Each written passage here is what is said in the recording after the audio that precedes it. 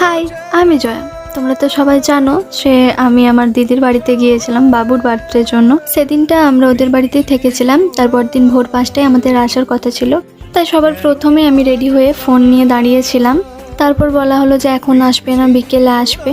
আর এদের সবাইকে দেখো, যেই বলেছে আসবে না এরা আবার ঘুরে শুয়ে পড়েছে। কিছুক্ষণ পর সবাইকে খেতে দেওয়া হয় আর আমরাও তার সাথে খেতে গিয়েছিলাম। তখন আমার দিদির সাথে একটা দুর্ঘটনা হয়ে যায়। আসলে ও একটা ওড়না নিয়েছিল, সেটা স্ট্যান্ড ফ্যানে ঢুকে যায়, তারপর ছেড়ে যায়। তাই ও শুকনো মুখ করে বসেছিল আর আমরা সবাই ওকে হাসানোর চেষ্টা করছিলাম, কিন্তু ও কিছুতেই হাসছিল না। আর এটাই সেই পাখাটা, আর পাখাটার একটা ব্লেডও ভেঙে গিয়েছিল। তারপর স্নান টান করে দাদা ভাইদের সাথে একটু ট্রুথ এন্ড ডেয়ার খেলছিলাম, সবাই মিলে একটু এনজয় করলাম। এরপরেই দুপুরের খাওয়া দাওয়া করে রেডি হয়ে পড়েছিলাম বাড়ি আসার জন্য। আর তারপরে আমার বাবু শুরু করে দেয় কান্নাকাটি করা, কারণ সবাই চলে আসছে, তার সাথে ওর বাবাও চলে আসছিল। তারপরে সবাইকে একে একে ছেড়ে দিয়ে আমরা এখন বাড়ির পথে। তো চলো আজকের মতো ভিডিওটা এখানেই থাক, টাটা।